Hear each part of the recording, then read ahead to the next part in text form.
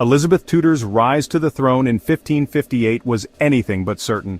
Her path to power was fraught with danger and uncertainty, shaped by the turbulent politics of the Tudor court and the shadow of her father, Henry VIII.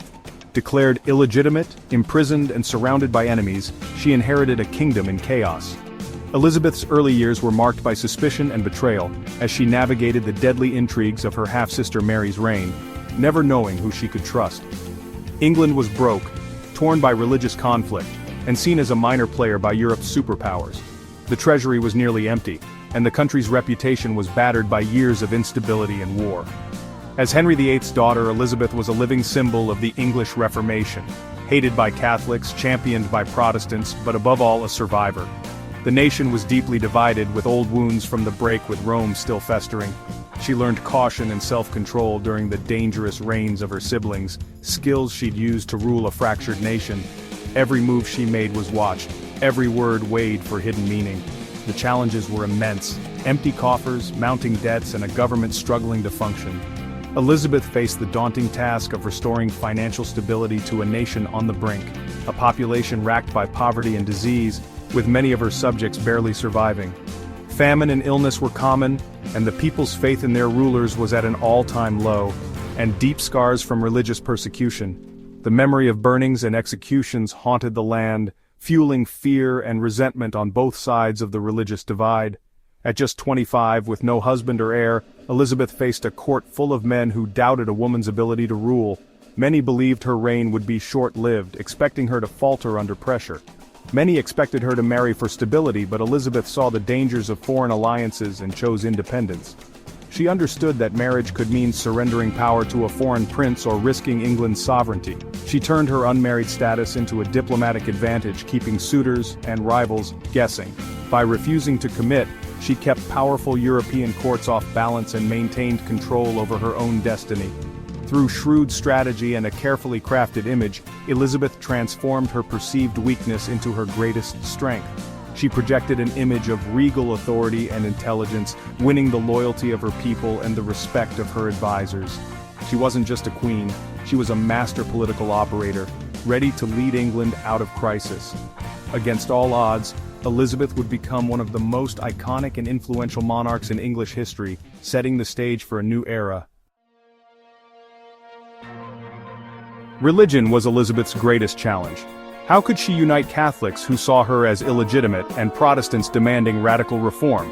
Her answer, the Elizabethan religious settlement of 1559, a pragmatic compromise. The Church of England was Protestant in doctrine but retained familiar Catholic rituals, making it palatable to most. The Book of Common Prayer was deliberately ambiguous, allowing for personal interpretation. Extremists on both sides were dissatisfied. Catholics faced tough choices, Puritans demanded more change. But most English people accepted the settlement. The persecutions ended, and a new sense of national identity grew around the English Church. Elizabeth's goal wasn't religious purity, but unity and peace. Her middle way laid the foundation for a stable, uniquely English faith. For nearly 2 decades, Elizabeth's reign was shadowed by Mary, Queen of Scots, a Catholic rival and magnet for plots. The presence of Mary, with her royal blood and claim to the English throne, was a constant source of anxiety for Elizabeth and her advisors. Mary's very existence inspired hope among English Catholics and foreign powers, who wished to see England return to the Catholic faith. Fleeing Scotland after a series of scandals and political disasters, Mary became Elizabeth's prisoner. Yet, even in captivity, she was never truly powerless. Instead, she became the focus of Catholic conspiracies to restore the old faith, her supporters weaving webs of intrigue from afar and within England itself. To counter this, Elizabeth's spy master, Sir Francis Walsingham, built a ruthless intelligence network: spies, codebreakers, and double agents. Walsingham's methods were innovative for the time, using secret informants and intercepting coded messages to uncover plots before they could unfold. Plots like Ridolfi and Throckmorton aimed to assassinate Elizabeth and put Mary on the throne, but Walsingham's team stayed one step ahead.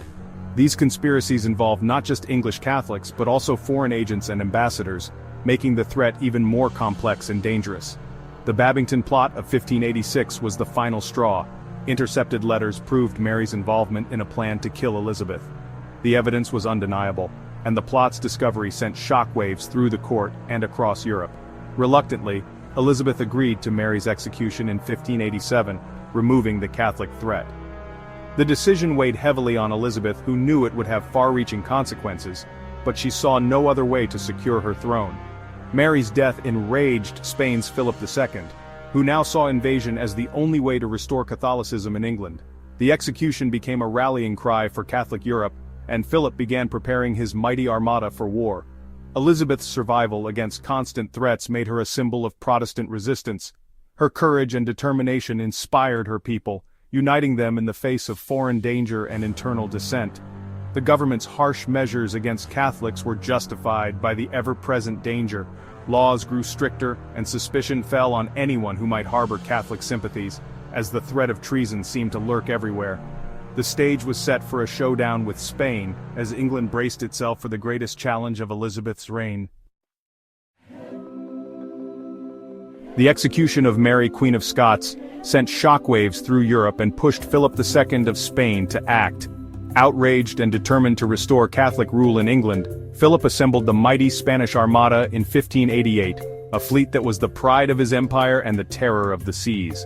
On paper, England seemed hopelessly outmatched by Spain's massive fleet of over 130 ships, bristling with thousands of soldiers and sailors.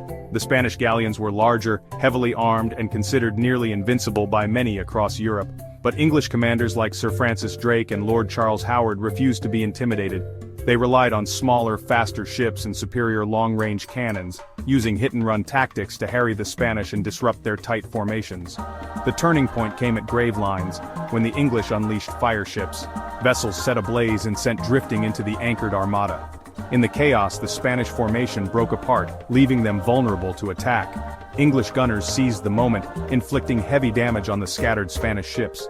Then, the so-called Protestant wind, a fierce storm, drove the battered Armada northward, away from their objective. As the Spanish tried to return home, storms and unfamiliar, treacherous waters wrecked dozens of their ships along the coasts of Scotland and Ireland. Fewer than half of the original fleet limped back to Spain, battered and broken. The defeat was a humiliation for Spain, and a stunning triumph for Elizabeth and her people. England had defied the odds and survived against the greatest naval power of the age. England's victory not only secured its Protestant future, but also announced its arrival as a formidable naval power, ready to shape the destiny of Europe and the world. Elizabeth's leadership, the courage of her commanders, and the ingenuity of her nation had turned the tide of history, inspiring generations to come. The defeat of the Spanish Armada became a defining moment in English history, celebrated for centuries as the day a small nation stood tall against a giant. By 1601, Elizabeth was aging, and her reign was drawing to a close. Facing economic troubles and political tension, she delivered her famous Golden Speech to Parliament. She spoke not as a distant monarch, but as a devoted mother to her people, promising reform and expressing deep gratitude. Elizabeth transformed her unmarried status into a symbol of selfless service. She had given her life to England. Her emotional words reaffirmed the unique bond she'd built with her subjects. The speech left Parliament in tears and cemented her legend.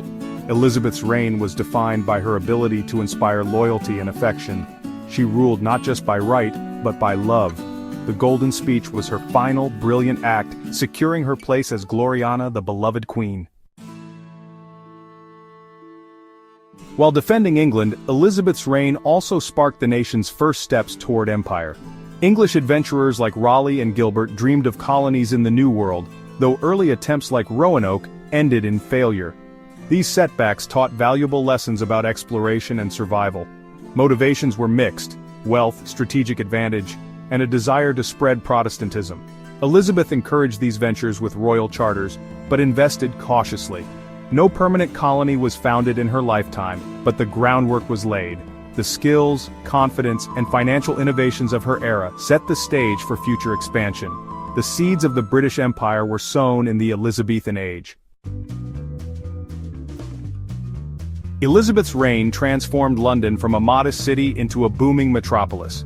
Its population more than doubled, fueled by peace, economic growth, and migration. London became a hub of commerce, culture, and opportunity, drawing people from across England and Europe. The city's rapid growth brought overcrowding and disease, but also energy and innovation. The Thames bustled with trade, and the founding of the Royal Exchange signaled new financial sophistication. London's wealth funded exploration, military victories, and grand estates. The city's swelling population created a mass audience for entertainment and the arts. Elizabethan London was chaotic, vibrant, and the beating heart of a changing nation. The capital's transformation mirrored England's rise on the world stage. To feel the pulse of Elizabethan England, you'd visit the theatre, not the court. This was the age of Shakespeare, Marlowe, and Jonson, when professional theatre flourished for all classes. Open-air playhouses like the Globe drew crowds from every walk of life. The plays reflected the era's passion, patriotism, and complexity, shaping national identity and exploring the human condition. Elizabeth's patronage protected the arts, allowing creativity to flourish despite Puritan critics. The era also saw a golden age of music and poetry with composers like Byrd and poets like Spenser and Sidney.